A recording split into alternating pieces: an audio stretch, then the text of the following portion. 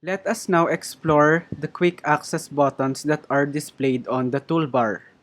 We demonstrate the functions of these buttons while slowly constructing a very simple circuit like a series RC circuit. Recall that a basic RC series consists of a resistor and a capacitor connected in series together. Let's connect the other end of the capacitor to the ground, and let's connect a switch to them so that we can on and off the flow of charges through them. For their power supply, let's connect them to a DC power supply like a battery. And I'll connect the negative terminal of the battery to the ground. So right now the switch is open. Let's symbolize the voltage of the battery as E for EMF. When the switch is closed, and I use Kirchhoff's loop rule, the start of the loop, so I'll represent this as positive E. Then when the loop passes through the resistor, it will result to a potential drop. And I'll represent the potential drop as negative V sub R. Then, when the loop passes through the capacitor, it will momentarily experience a voltage drop because the capacitor is initially charging. Hence, it draws up some electrical energy from the system. When the capacitor is fully charged, it equals the voltage on its terminals, and this voltage is equal to the EMF relative to the ground. Unfortunately, for now, Breadboard simulator can only show the voltage versus time graph of a node of a circuit. We equate this to 0 when we close the loop, which signifies conserved energy. In terms of voltage versus time graph, the voltage across the capacitor then looks like this. When the charge is initially building up across the capacitor, there is a steep rise of voltage, and then when the capacitor is fully charged, this voltage signal levels off equal to or near the EMF depending on the voltage drop brought upon by the resistor. So if you want to monitor current, you can use Ohm's law or the equation of impedance to manually calculate for the current. Interestingly, you can use the interact button and hover your mouse to any wire or electronic component to see the numerical value of the voltage and the current. Later, I'll demonstrate this feature. Going back to our toolbar, this diskette button here is used for saving your circuit. If it's your first time to click this save button, when you create a circuit, it will ask for a file name. For example, in my class, please rename your file using the following format.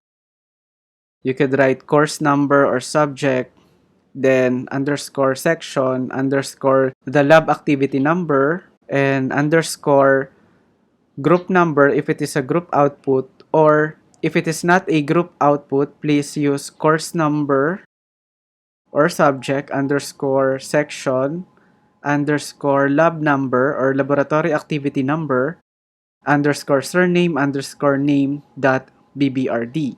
So if you have multiple .bbrd files in one laboratory activity, then put them in one folder, then zip it so you can send them to me using only one file. In naming the zip file, you can still use these formats. Maybe I'll try to randomly choose some of your circuits and test it if it is working. Let's try to save this empty breadboard circuit with a file name series underscore rc underscore circuit dot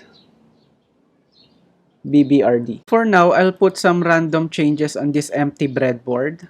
I'll randomly place some wires. Notice that when I click save again, it will not ask for a file name anymore. As you can see, the circuit already has a file name. When I click save, it will just save the changes you made on the circuit. When you're saving any kind of software that allows you to update some changes, you must regularly click Ctrl S if you're using Windows or Command S if you're using Mac to avoid data loss in case something goes wrong in your computer. This open icon here allows you to load an existing .bbrd circuit to your breadboard simulator interface. For example, click this icon, and then let's open sample underscore timer underscore circuit.bbrd, and you will be able to open this circuit. This black gear icon here is the circuit settings, and let's click it. The number of breadboards field allows you to increase the number of breadboards displayed on the screen. Let's try to increase the number of breadboards to 6. Let me show you that the default one. And when I click circuit settings and I increase the number of boards to 6, click save.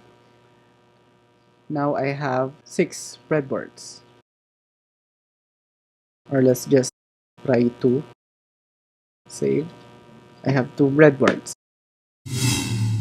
Next, click circuit settings again and observe that the default simulation speed is 1 second. Let's run this circuit.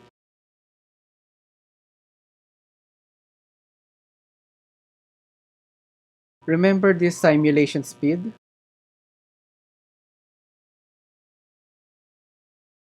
This time, let's try to increase the simulation speed to 5 seconds. So I'll stop the simulation, close this one, click circuit settings, and then simulation speed to, let's try, how about 5 seconds. Then click save. Run this circuit. Okay, notice that the voltage versus time graph is now recorded at a faster rate, or the changes in the graph are displayed at a faster rate. So that's the purpose of simulation speed settings.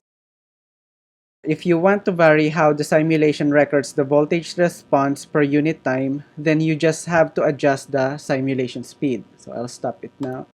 So let me return to the circuit settings, and I'll return the number of words to 1 and then simulation speed to 1 second.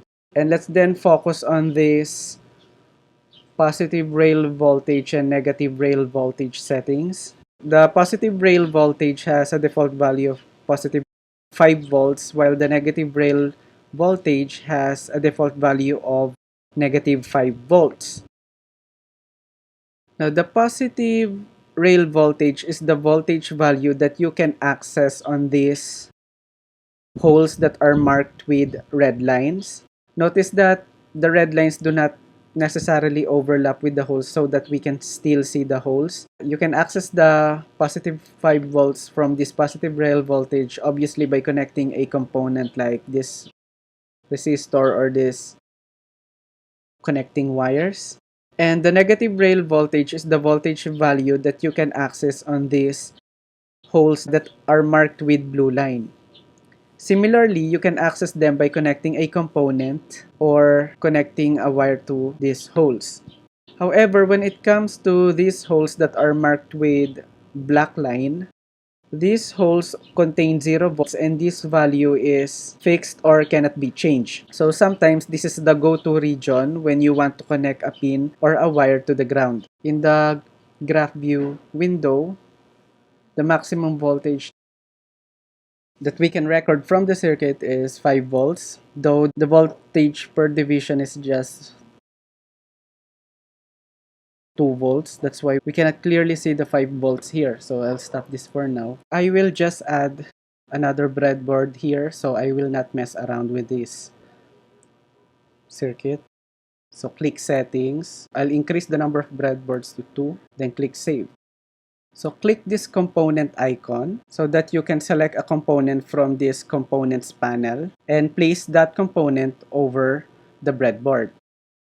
I'll click place component button. On the components panel, let's collapse this analog ICs and then click 555 timer. When I hover my mouse on the screen, it becomes a cross symbol telling us that when I click on a hole, it will position the upper leftmost corner of the IC on that hole. But if I have an electronic component with 2 terminals, for example, a resistor, let me randomly choose a resistor here, like a 220 ohm. When you click on a hole, it will be the fixed position of the first terminal of the component. In our case, the resistor. And from there, you can freely place the next terminal connection on the next hole by hovering the mouse on desired hole. I'll just click the undo button to remove this resistor.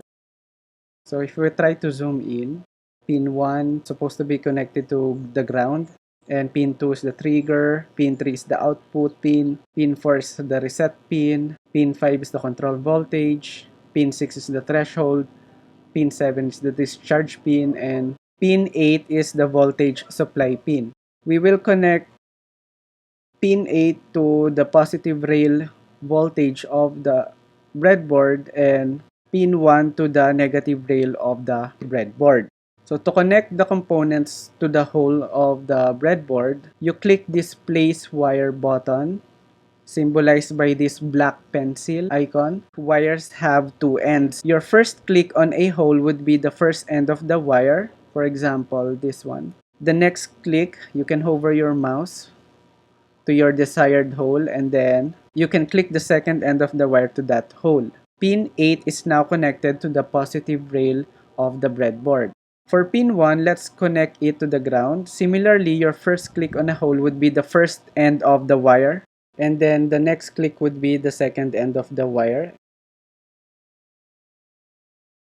As a reminder, the color of the wires are randomly assigned by the simulator, and the wires that have the same color are connected to each other. For example, if I connect a wire here, it would be also red, and if I connect a wire here, it would be also black, since they are connected to each other. If I connect another wire, random wire here, these wires are connected to each other, they will possess the same color. So to see the effects of changing the rail voltages, let's place an oscilloscope probe on pin 1 and pin 8. Click place component button and click the oscilloscope probe here. On the components panel, I will position one probe here and another one here. Before we run this circuit, let me delete the oscilloscope probes on the other side of the breadboard so that our graph is not cluttered. To delete a component or a wire, click this delete button symbolized by this black X mark. So to delete a component, hover the cursor over that component. In this case, it's the oscilloscope probe. Then click. So it will disappear. Also, to delete this probe, hover your cursor, then click, and the oscilloscope probe is now deleted.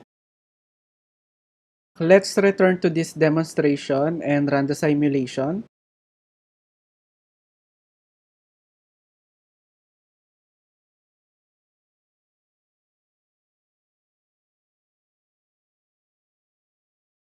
I just paused the simulation so we can see some behavior here. Notice that there is a sudden build of voltage before it reaches a peak. This has something to do with the operation of our IC. But the important thing to note here is that the red rail of the breadboard has value of positive 5 volts, and the value of this black rail of the breadboard is 0 volts. What if, let me delete this black wire and transfer the connection of pin 1 to the blue rail. So remember that if I click the circuit settings, the negative rail voltage supplies a voltage of negative 5 volts. So click save and let's run the simulation.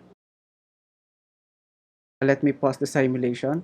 This time, the reading from the oscilloscope probe that is connected to the red rail of the breadboard is still 5 volts. However, it seems that value of the negative rail voltage is somewhat not negative 5 volts. This is because if I click the graph view settings, the volts offset is negative 2 volts. This means that the voltage trace is shifted only to 2 volts below the 0 volts, so that the positive voltages are shown with more room. So I'll close this graph settings. In fact, if I increase the window size of the graph view window,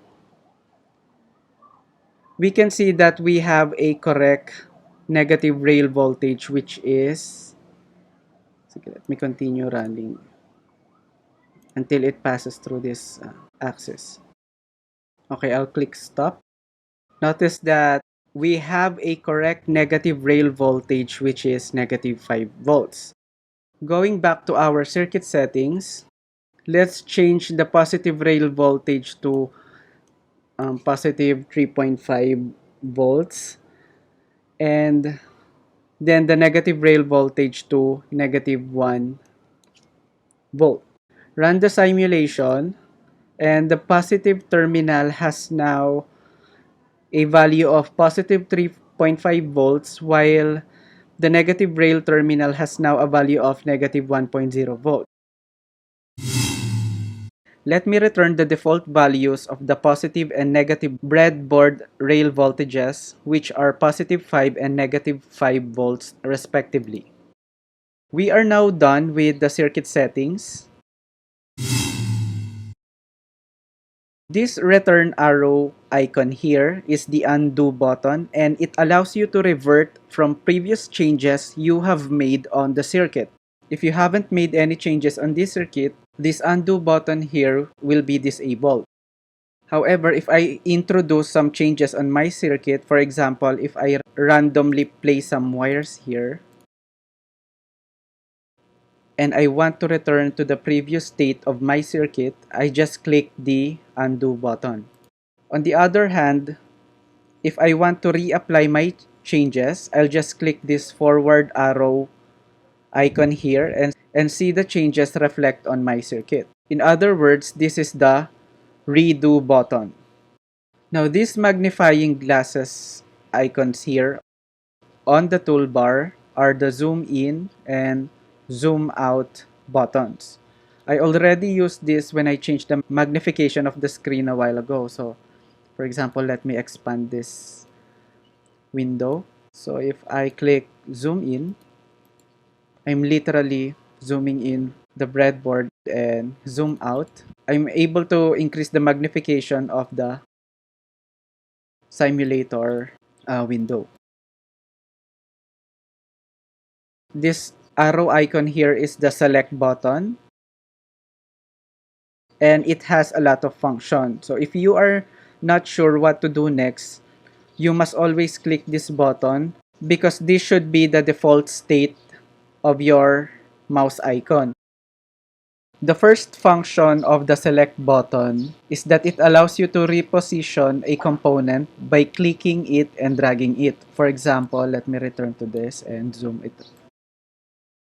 So by choosing the select button, my cursor now becomes an arrow, and then if I click this capacitor and drag it, I can reposition it. So I'll just click undo and so on. Except for wires, I'm not allowed to drag wires. Okay. To reposition some wires, you need to delete it and then just click the place wire button again.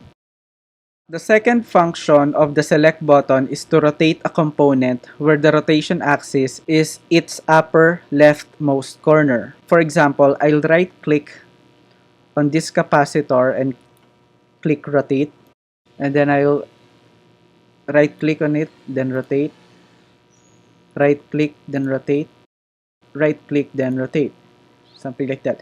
Another example is this IC 555 timer. I'll right click this and then click rotate, right click, rotate, or right click, rotate, right click, rotate. So this function is usually helpful when rotating transistors and switches. The third function of the select button is to delete a component. Let me put some, for example, a switch here. And then I'll just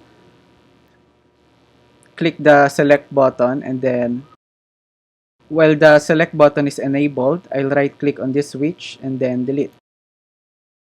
The fourth function of the select button is to change the properties of a component. So for example, this capacitor, I'll right click on it and then change properties. By doing this, I can change the capacitance of this capacitor. For example, I'll double it to 94 microfarad, then click OK. Or right click on this capacitor and then click properties, and then I can change this to 1000 ohms. Then click OK. Now let me open a new sample 555 timer A-stable circuit since everything here is a bit cluttered already. To do this, click File, Sample Circuits, 555 timer A-stable. I will not save changes here, so no. The select button allows you to monitor or view the voltage and current values of some nodes or wires or pins or terminals on the breadboard. So for example, let me minimize the screen. Let me decrease the size of this window. So if I click run, it will generate this graph view window. And then if I try to hover my mouse here, if I try to put this on pin 1 of 555, notice that I can measure the voltage on that pin and also the current that passes through that pin. I can also hover the select cursor on a wire. I'm able to see the voltage on that wire, which is 5 volts. How about this one? This is varying. It's showing the voltage real time and it's fluctuating. Beside the select button is an icon that looks like a screwdriver, and this button is what we call the interact button. Interact button is mainly used for clicking a push button or an SPDT switch and for adjusting the values of potentiometers and light dependent resistor. So to demonstrate the interact button on push buttons, let's light up an LED using a push button. So I'll create a new circuit. I'll stop the simulation and close this. File, new. To place a push button on the breadboard, expand the input devices on this components panel and then click push switch and then click anywhere here. So I'll just put it here. Let me drag it. You're seeing the top view of this switch, but if I try to draw this switch here, it looks like this, and there's a button here. Below this view, you actually have a connection here. If I try to show the front view, it looks like this. This is the push button. And then you have a wire here, a pin here. So they look like a fork. The bottom view, it looks like this. So essentially, when you push the button, these two conductors here becomes closed. So they look like this. Initially, it's open, and if I push the button, its connection becomes closed.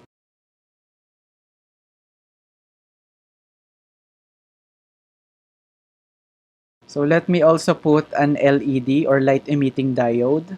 To place an LED on the breadboard, expand output devices and you can choose any color of LED or light emitting diode.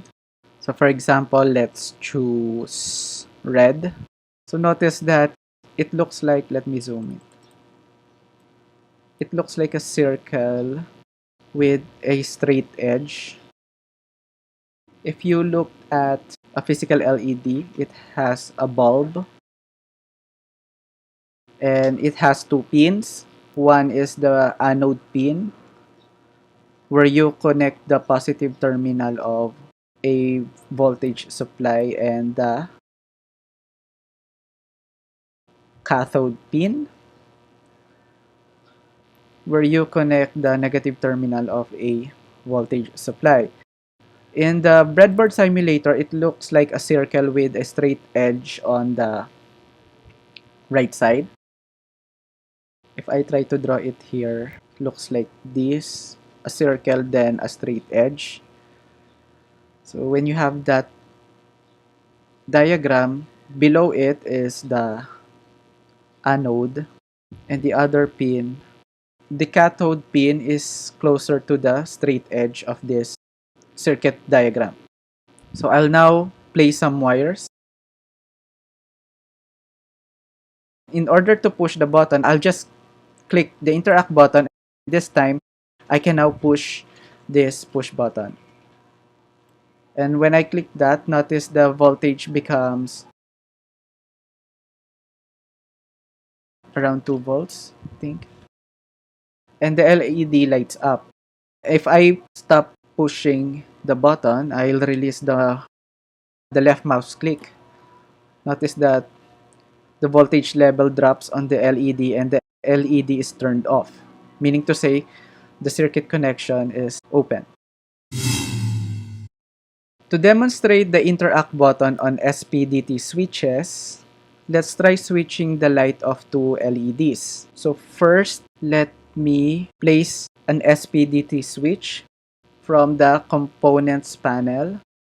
So it's an input device. So I'll expand input devices by clicking this button here and then choose SPDT switch. Place it randomly anywhere here because you can drag it to reposition the SPDT switch. Then click select so you can drag it at your desired position. Let me zoom in. So the SPDT switch looks like this. The SPDT in SPDT switch means single pole double throw. To visualize its connection, you have an input terminal and you have two output terminals. So by default, SPDT switch is connected to one of the terminals. When you switch this button, it connects to the next terminal. SPDT switch has 3 pins below it. It's like this. If this is the SPDT switch, you have a button here. And it can be transferred on the other side. It has 3 pins below it. The first pin is the output terminal A. This one is the input terminal and this is the output terminal B. For demonstration purposes, I'll connect the input to the positive rail voltage of the breadboard. And then I'll connect the output terminal A of the switch to an LED. And then I'm going to connect the output terminal B of the SPDT switch to this LED. Then I'll connect both of them to the ground.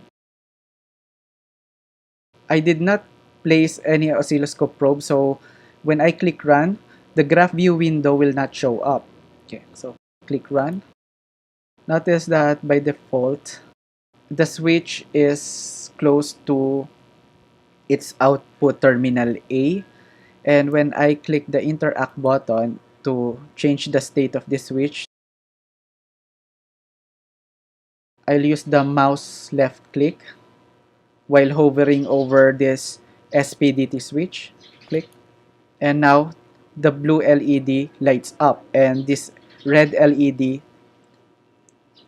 is now turned off. So that's the purpose of SPDT switch. Now to demonstrate the interact button on potentiometers, let's then again play around with LED circuit. File, New. To place a potentiometer on the breadboard, click the Place Component button and then select 10K potentiometer. Notice that the potentiometer here has a value of 10 kilo ohms, but it doesn't matter because you can change its properties later if you want a different value of overall resistance. So I'll just place it anywhere here. Notice that the potentiometer has 3 pins. It looks like a rectangle. This is the output pin. This is the V sub CC. And this is the ground pin. And in the middle of this potentiometer is the knob. That allows you to change the resistance of the potentiometer.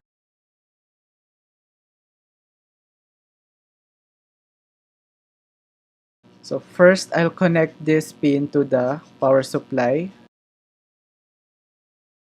I'll connect the ground pin of this potentiometer to the ground. I'll connect the output to an LED. Now I'm going to position a probe on this LED so that I can measure the output voltage coming from the potentiometer when I try to adjust the knob. We click run and notice that currently it's around 2 volts. There's a measurable potential drop because I put some resistor here, and also the potentiometer introduces some resistance. If I click select button and click on the potentiometer, I'm just able to select it, but I'm not able to adjust its resistance. If I click, however, the interact button and I click on the potentiometer, notice that right now its resistance is 50%. If I click on it, a slider will show up. Using the interact button, I can change the properties of this potentiometer. Try to observe the graph view window when I try to slide this button here. Notice that the voltage increases to about 4 volts, and if I try to drag this on the other end,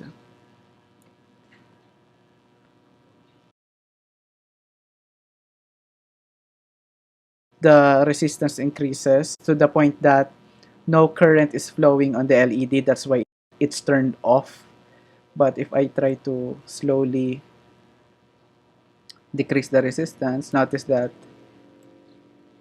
the LED now lights up. So that's the purpose of the interact button on adjusting the potentiometer values. Let's look on how the interact button is used to regulate light-dependent resistor values. Let's position an LDR here, light-dependent resistor. To place an LDR, expand input devices on the components panel and click LDR and then position it anywhere here. So if I try to redraw this LDR, so it has 2 pins below it. So I'll connect one of its pin directly to the positive rail voltage. I'll connect the other end of this to an LED. To see the voltage transition on this circuit, when I try to modify the properties of this LDR, I'll place an oscilloscope probe. So click place component and then select oscilloscope probe on the components panel and then click here. So I'll just resize this before running the simulation. So click run and notice that its voltage is around near 2 volts. I'll click the interact button so that I can interact with this LDR.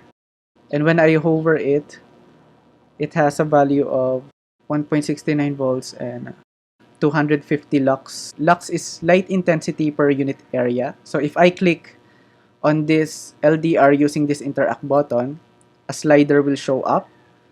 And using the interact button, I can change its properties. So notice that when I try to slide this to the left, notice what will happen to the voltage level. So suddenly, there's a minute drop in the voltage level. So let's try to change the settings of this graph. I'll just decrease the voltage for division so we can clearly see the drop. How about 500 millivolts? I'll change the volts offset to 0. Then click save.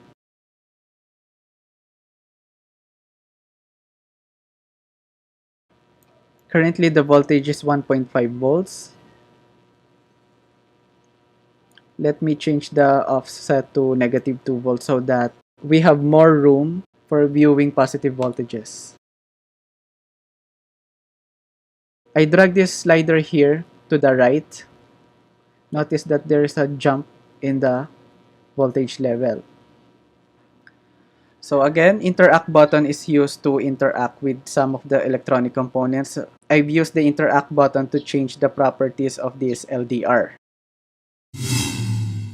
To explore graph settings, let's run this RC series circuit. Click stop simulation to pause the recording of this voltage signal. And click settings. It will open up the graph settings window. So if you were able to use an actual oscilloscope before, this volts per div and sec per div here are the volts per division knob and the time per division knob of an oscilloscope.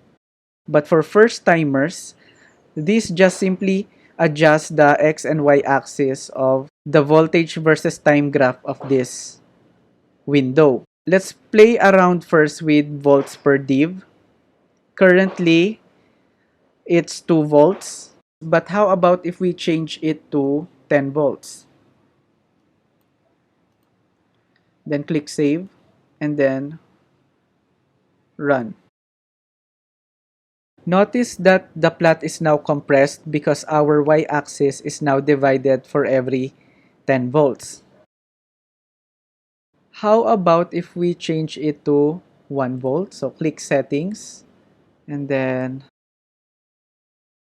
change it to 1 volt per division. Click save and then run. Notice that the graph is a bit truncated, but we can just expand this window. Let me stop the simulation and return the settings to 2 volts per division. Next is volts offset. Right now, volts offset is negative 2 volts. This means that the view for the plot or the trace is shifted 2 volts downward so that there are more rooms for viewing the positive voltage values.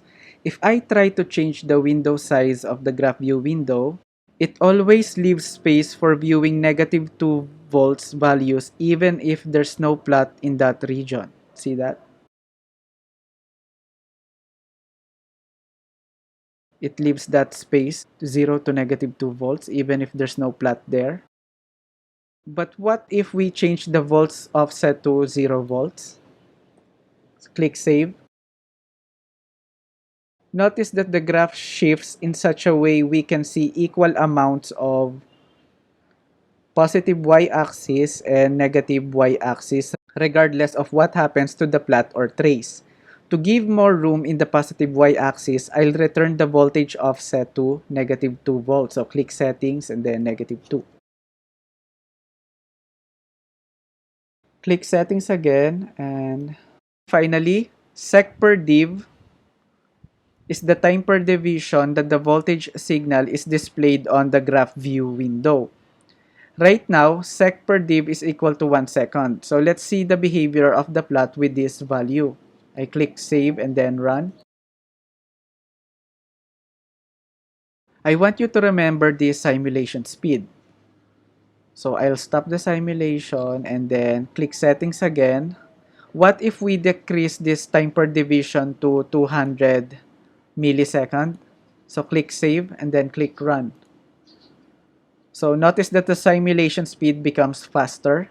How about if we increase the time per division to 5 seconds? So I'll stop the simulation, then click settings, and then change this to 5 seconds.